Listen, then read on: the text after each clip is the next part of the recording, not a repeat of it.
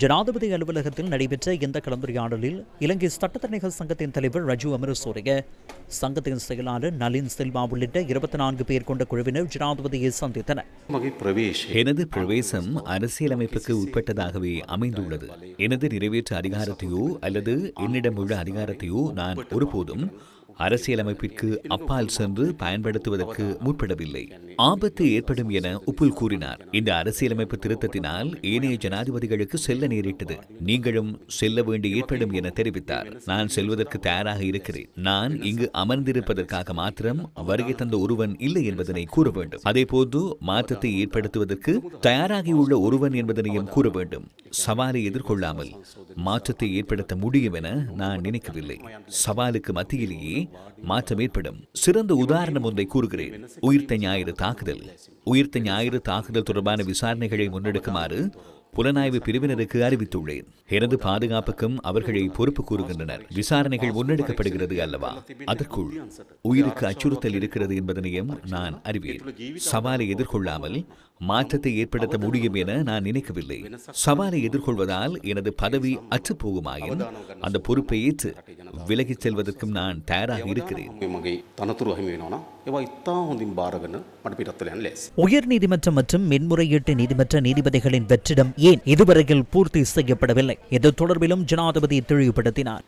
அந்த செயற்பாட்டை நான் 1 மாதத்துக்குள் நிறைவு செய்ய உள்ளேன். அது ஒரு திட்டவட்டமான விடயம். நான் ஒரு விடயத்தை கூறுகிறேன், அதனை தெளிவாக புரிந்து கொள்ளுங்கள். உயிர்த்த ஞாயிறு தாக்குதலுடன் தொடர்புடைய வழக்கு முன்னெடுக்கப்படுகிறது. அந்த வழக்கில் 23,000 குற்றச்சாட்டுகள் இருக்கின்றன. 3,000 சாட்சியாளர்கள் இருக்கின்றனர். இன்று மேல் நீதிமன்றங்களில் இருக்கின்ற நீதிபதிகளே 3 அடங்கிய நீதிபதிகள் குழாமை பிரதிநிதித்துவப்படுத்துகின்றனர். அவர்களுக்கே அடுத்து மேன்முறையீட்டு நீதிமன்றத்திற்கு செல்வதற்கான வாய்ப்பு இருக்கிறது. நான் அதனை விசாரித்து பார்த்தேன். அந்த வழக்கு தற்போது நிறைவடையும் தருவாயில் இருக்கிறது. எனவே அவர்களை மேன்முறையீட்டு நீதிமன்றத்திற்கு நியமிக்க வேண்டும். அவ்வாறாயின் அந்த வழக்குக்கு எவ்வாறான தாக்கங்கள் ஏற்படும் என்பதனை நீங்கள் அறிவீர்கள். அவர்களை நியமிக்காவிட்டால் அதனால் அவர்களுக்கு எவ்வாறான தாக்கம் ஏற்படும் என்பது தொடர்பில் சிந்திக்கிறேன். அவர்களுக்கு அநீதி இழைக்கப்படுமா என்பதனை சிந்திக்கிறேன். அத்தகைய தாக்கமே அதுவாகும். அடுத்ததாக, ஏன் மேன்முறையீட்டு நீதிமன்றத்தில் இருந்து உயர் நீதிமன்றத்திற்கு தாக்கம் ஏற்படாது என கேள்வி எழுப்பப்படுகிறது. நான் அதனையும் ஆராய்ந்து பார்த்தேன். உயர் நீதிமன்ற நீதியரசர்களின் எண்ணிக்கை குறைவடைந்துள்ளது. மேன்முறையீட்டு நீதிமன்றத்திலேயே பிரச்சினை ஏற்பட்டுள்ளது. அந்த 2 பிரச்சனைகளையும் நான் ஒப்பிட்டு பார்த்தேன். அதனால் மேன்முறையீட்டு நீதிமன்றத்தில் இருக்கின்ற குழுவை வெறுமையாக வைத்திருக்காமல் உயர் நீதிமன்றத்திற்கு அழைத்து செல்வது பொருத்தமற்றது என நினைக்கிறேன்.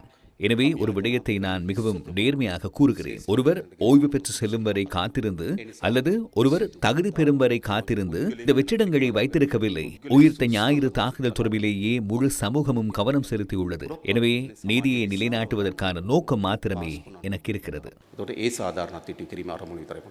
வழக்குகளை விரைவாக நிறைவு செய்வதே நீதிபதிகளின் ஓய்வு பெறும் வயதை அதிகரிப்பதற்கான பிரதான காரணம் எனவும் ஜனாதிபதி மீண்டும் தெரிவித்தார்.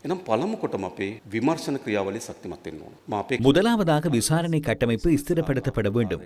நாடளாவிய ரீதியில் 24 லஞ்ச ஊழல் விசாரணை ஆணைக்குழுக்களின் பிராந்திய அலுவலகங்களை திறக்க வேண்டும். அந்த அலுவலகங்களில் பணியாற்றுவதற்கு 373 அதிகாரிகளை நியமிப்பதற்கு அனுமதி வழங்கப்பட்டுள்ளது. அதேபோன்று சாதாரண அரசு ஊழியர்களின் சம்பளத்தை விட உயர்ந்த சம்பளத்தை அந்த விசாரணை அதிகாரிகளுக்கு வழங்குமாறு முகாமைத்துவ ஆணைக்குழுவுக்கு அறிவுறுத்தியுள்ளேன். உரிய முறையில் விசாரணைகளை முன்னெடுக்க வேண்டுமாயின் லஞ்சம் மற்றும் ஊழல் விசாரணை ஆணைக்குழுவின் செயற்பாடுகளை ஸ்திரப்படுத்த வேண்டும். அடுத்ததாக, போலீஸ் திணைக்களம். எமது போலீஸ் சேவைக்கான உத்தியோகபூர்வ ஆளணி 1,02,000 காணப்படுகிறது. எனினும் இன்று 72,000 பேர் மாத்திரமே போலீசில் கடமையாற்றுகின்றனர். அதில் கிட்டத்தட்ட 4,000 பேர் மருத்துவ சான்றிதழ்களை சமர்ப்பித்து சீருடை சார்ந்த கடமைகளில் ஈடுபடாமல் கடமையாற்றுகின்றனர். எனவே 1,02,000 பேர் செய்ய வேண்டிய பணியை வெறுமனே 68,000 பேர் மாத்திரமே செய்ய வேண்டிய நிலைமை ஏற்பட்டுள்ளது. இலங்கையில் கடமை நேரத்தில் அதிகளவில் போலீஸ் அதிகாரிகளே உயிரிழந்துள்ளனர். கடந்த வருடத்தில் மாத்திரம் கடமையின் போது 1,100 போலீஸ் அதிகாரிகள் உயிரிழந்துள்ளனர். அவர்கள் 18 முதல் 20 மணித்தியாலங்கள் கடமையாற்றுகின்றனர். எனவே போலீஸ் துறைக்கு புதிதாக 10,000 பேரை ஆட்சேர்ப்பு செய்ய உள்ளேன். அவர்களுக்கான சீருடைகளை மாற்றுவதற்கும் அவர்களுக்கு தேவையான தொழில்நுட்ப உபகரணங்களை பெற்றுக் கொடுப்பதற்கும் நடவடிக்கை எடுத்துள்ளோம். சட்டமா அதிபர் திணைக்களத்திலும் ஒரு பிரச்சனை இருக்கிறது. திறமையான அனுபவமிக்க சட்ட அதிகாரிகள் வெளியேறி செல்கின்றனர். நாம் 50 பேரை ஆட்சேர்ப்பு செய்வதற்கு அனுமதி வழங்கியுள்ளோம்.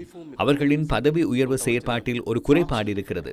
அந்த பதவி உயர்வு செயற்பாட்டை மாற்றுவது தொடர்பில் எமது அமைச்சர் கலந்துரையாடல்களை ஆரம்பித்துள்ளார். குறிப்பாக தனியார் நிறுவனங்கள் தொடர்பான வழக்குகளை கையாளும் போது அவர்களுக்கு கொடுப்பனவு கிடைக்கிறது. அந்த கொடுப்பனவை அதிகரிக்க வேண்டும் என்ற தீர்மானத்தில் நான் இருக்கிறேன். அவர்களை மிகவும் நல்ல பொருத்தமான சம்பளத்தில் வைத்திருக்காமல் சட்டமா அதிபர் திணைக்களத்தின் மூலமாக சிறந்த சட்ட அதிகாரிகளை எம்மால் உருவாக்க முடியாது. ඔවුන් ඉතාමත් හොඳ යහපත් වැටුප් තලයක තියන්නේ නැතුව හොඳ නීති නිලධාරියෙක් අපිට නීති දෙපාර්තමේන්තුව පැත්තෙන් හදා ගන්න පුළුවන්කමක් ඇතින්නේ නැහැ. நீதிபதிகளின் ஓய்வு பெறும் வயதை அதிகரிப்பதனூடாக வழக்குகளை விரைவாக நிறைவு செய்ய முடியுமா என கேள்வி எழுப்புவோருக்கும் ஜனாதிபதி பதிலளித்தார். දැන්ටමත් ව්‍යවස්ථාවේ අවස්ථාව அரசியலமைப்பில் ஏற்கனவே இதற்கான சந்தர்ப்பம் இருக்கிறது. மேன்முறையீட்டு நீதிமன்றத்தை மாகாண மட்டத்திலும் செயற்படுத்த முடியும். மேன்முறையீட்டு நீதிமன்றத்தை மையப்படுத்திய நிலையிலிருந்து சில வருடங்களுக்கு மாகாண மட்டத்தில் அதற்கான செயற்பாடுகளை முன்னெடுக்க முடியும். எனவே அதற்கு அவசியமான 4 நீதிபதிகளை உள்வாங்க திட்டமிட்டுள்ளோம். அடுத்ததாக மேல் நீதிமன்றத்தில் அதிகளவிலான வழக்குகள் தேங்கி கிடக்கின்றன. புதிதாக 11 நீதிமன்றங்களை ஸ்தாபிக்க வேண்டும். புதிய 11 நீதிமன்றங்களை ஸ்தாபித்தால் என்ன நடக்கும்? அங்கும் மேல் நீதிமன்ற நீதிபதிகளின் எண்ணிக்கையை அதிகரிக்க வேண்டும். அதன் காரணமாகவே தற்போதுள்ள 110ஐ 120ஆக அதிகரிக்க தீர்மானித்துள்ளோம். நாம் புதிதாக உருவாக்கும் நீதிமன்றங்களின் எண்ணிக்கைக்கு ஏற்ப நீதிபதிகளும் பெயரிடப்படுவார்கள்.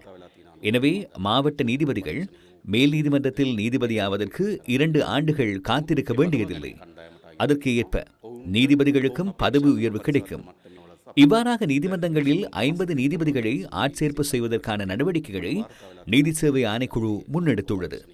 அவர்களுக்கு தாம் எதிர்பார்க்கும் மட்டத்தில் உள்ளவர்களை தெரிவு செய்து ஆட்சேர்ப்பு செய்வதற்கான உரிமை இருக்கிறது. அதுவே சுதந்திரம். ඉන්න කවුද කියලා උන් බඳවාගැනීමේ අයිතිය තියෙනවා. ඒක තමයි ස්වාධීනත්වය.